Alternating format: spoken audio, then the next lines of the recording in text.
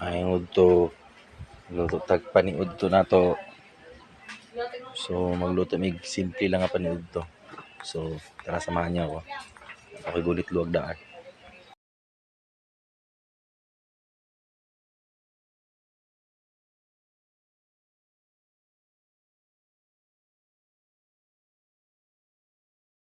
Then hintayin na lang natin na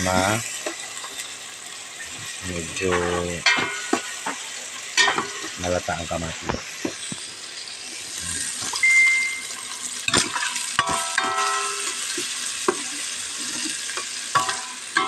Para mas masarap.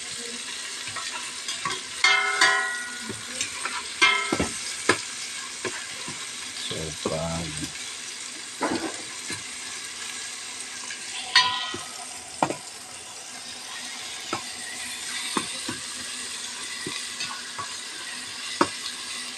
So pag okay na, buhos natin yung isa pang ingredients. Yan.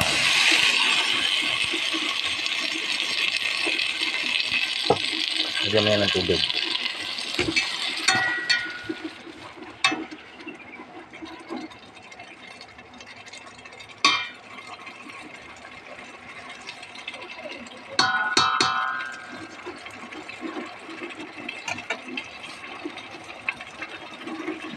Tapos maglagay tayo ng konting tubig para lang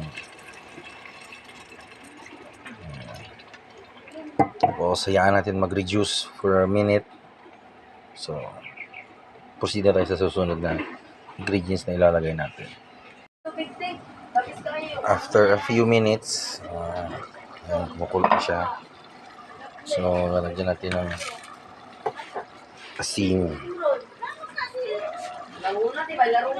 Tansyameter lang.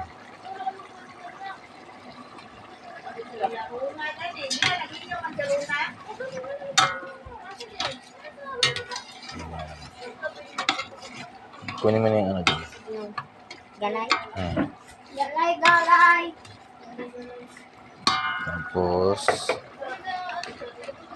siguro hintayin lang natin medyo mag-reduce yung yung water. Diyan lang. Natin mag-reduce yung water. Medyo konti-konti na yung tubig. So lalagay na natin itong dahon ng kamote tops. Maraming dahon ng kamote tops.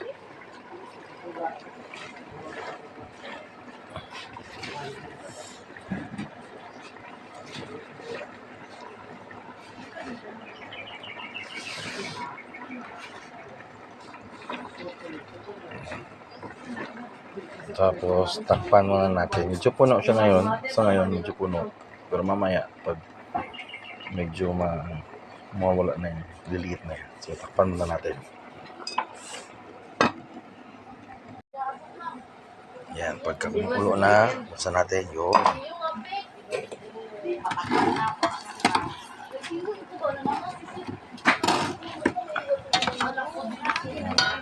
Medyo pahingahan natin ang apoy.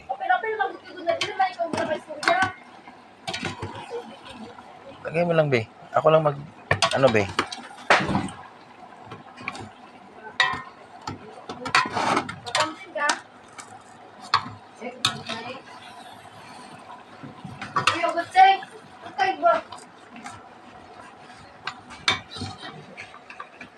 Dalihan natin ang final ingredients.